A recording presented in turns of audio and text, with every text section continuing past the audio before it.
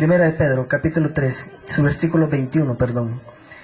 Dice la palabra del Señor: el bautismo que corresponde a esto ahora nos salva, no quitando las inmundicias de la carne, sino como la aspiración de una buena conciencia hacia Dios, por la resurrección de Jesucristo.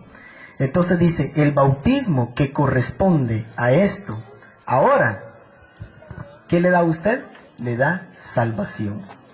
Y en esta mañana, en la iglesia apostólica, en la antigüedad, con Pedro, Pablo, todos los apóstoles, la iglesia apostólica, querido amigo, el bautismo seguía automáticamente a la aceptación de Cristo.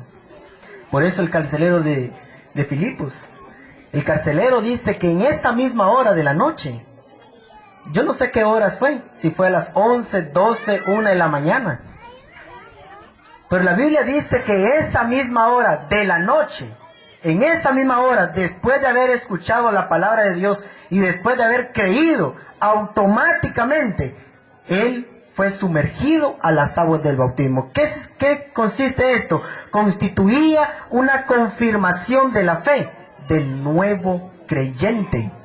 No solamente es creer, sino también es poder afirmar, es poder dar evidencia de la cual yo estoy creyendo en el nombre de Cristo Jesús. Segundo fruto. El segundo fruto lo he titulado como el perdón. ¿Por qué? Tito capítulo 3. La palabra del Señor nos dice en la carta de Tito, capítulo 3, y su versículo 4 y 5 nos dice: pero cuando se manifestó la bondad de nuestro Salvador, a su amor para con los hombres, nos salvó, no por obras de justicia que nosotros hubiéramos hecho, sino por su misericordia, por el lavamiento de la regeneración y por la renovación en el Espíritu Santo. Hechos capítulo 22 y su versículo 16, un texto que también muchas veces se puede repetir. Hechos capítulo 22 y su versículo 16, la palabra del Señor entonces dice: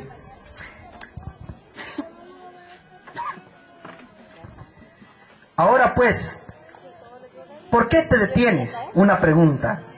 Levántate y bautízate y lava tus pecados, invocando el nombre de nuestro Señor Jesucristo. Querido hermano, ¿qué significa el bautismo? ¿Cuál es el fruto? Le da salvación, pero también le da el perdón de todos los pecados que usted cometió antes, ahorita, y antes de todo usted, lo malo, lo bueno, todo pecado que hayamos cometido. Dice la palabra del Señor: levántate, bautízate y lava tus pecados, invocando el nombre sagrado de nuestro Señor Jesucristo. Hermanos, ¿creen ustedes en el perdón de Cristo Jesús? Yo creo verdaderamente en el perdón de Cristo Jesús.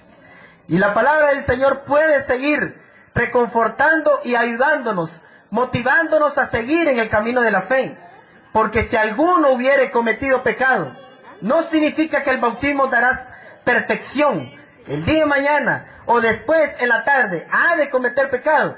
Si alguno hubiere cometido pecado, dice el apóstol según San Juan, abogado tenemos para con el Padre, a Jesucristo, nuestro Señor justo, y Él es el único que puede lavar y perdonar cada uno de sus pecados. Queridos hermanos, esta parte quiero dejarla en el capítulo 2 de Hechos y su versículo 38. La Biblia nos dice: Pedro les dijo: arrepentíos y bautícese cada uno de vosotros en el nombre de Jesucristo para perdón de los pecados. Y aquí hay un fruto que viene automáticamente de poder bautizarnos. Y dice la Biblia: y recibiréis el don del Espíritu Santo, el Consolador, el que lo va a ayudar y lo va a fortalecer a lo largo de toda su vida en el camino de la fe. Tercer fruto que quiero dar en esta mañana. Y el tercer fruto, querido hermano Gerardo, es la unidad que tiene con Cristo Jesús. Todos hoy en día, así como la pareja hace lo correcto cuando son novios, y la pareja va, lo correcto no es que se la lleve usted. Eso no es lo correcto. Lo correcto es que pueda casarse así como Dios lo ha dejado prescrito en la palabra de Dios. Eso es lo correcto. El amor verdadero hace hacer lo correcto. Amo a mi novia, entonces yo le propongo el matrimonio y bueno, hacemos las cosas correctas. Nos casamos civilmente y entonces como pertenezco a la iglesia, quiero la bendición del Señor, paso a la iglesia para que el pastor ordenado pueda darme esa bendición y me pueda casar. De la misma manera es con el Señor Jesucristo. El bautismo es el pacto donde yo estoy confirmando que creo y amo a mi Salvador y entonces me uno al cuerpo de Cristo Jesús. Gálatas capítulo 3 y su versículo 27, la palabra del Señor nos dice, el apóstol Pablo, Gálatas 3, 26, la palabra del Señor dice, pues todos sois hijos de Dios por la fe en Cristo Jesús. Y versículo 27 dice, porque todos los que habéis sido bautizados en Cristo, de Cristo estáis completamente revestidos. Eso es completamente en Cristo. Juan capítulo 3, su versículo 3 nos dice la palabra del Señor.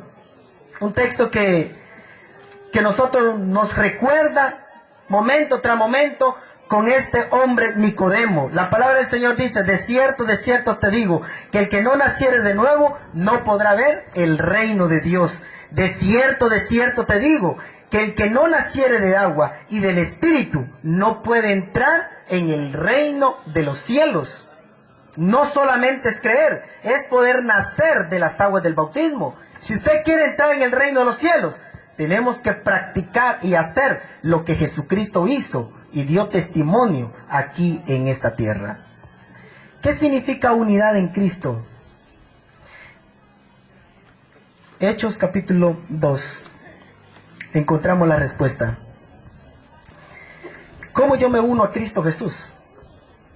La palabra del Señor dice, así que los que recibieron su palabra fueron bautizados. Y se añadieron aquel día como 3,000 personas. Versículo 27. Alabando a Dios y teniendo favor con todo el pueblo, el Señor añadía cada día a la iglesia los que habían de ser salvos. ¿Cuál es el cuerpo de Cristo? El cuerpo de Cristo es la iglesia.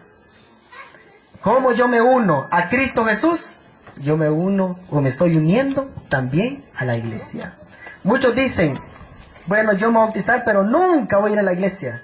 Yo no quiero pertenecer a la iglesia. No puede. El bautismo automáticamente me une a Cristo Jesús, pero el cuerpo de Cristo es la iglesia. No puedo dejar, no puedo separarla, porque las dos están unidas entre sí. No puedo dividir.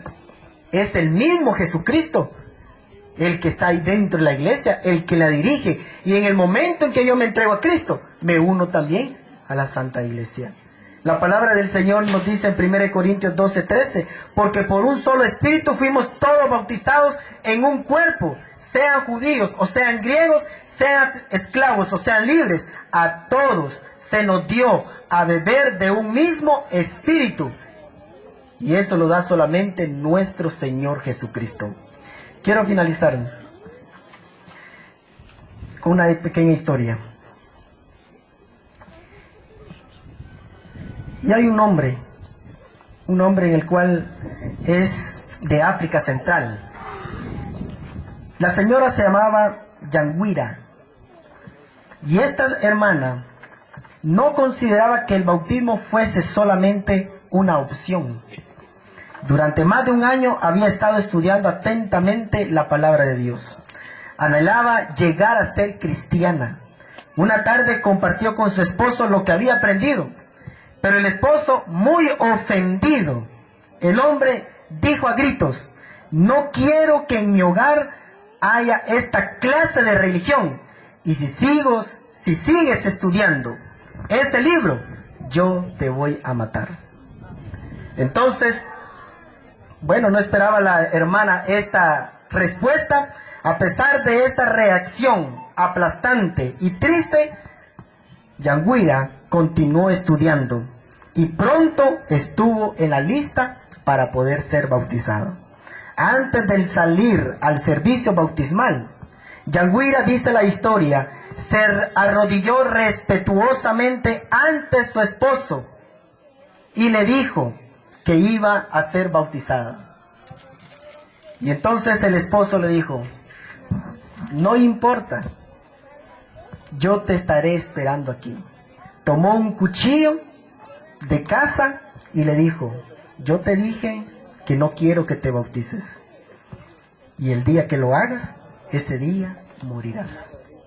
Entonces Yanguira, determinada, muy determinantemente a seguir a su Señor, salió con las amenazas de su esposo, resonando todavía en sus oídos esas palabras que le dijo: el día que lo hagas, morirás.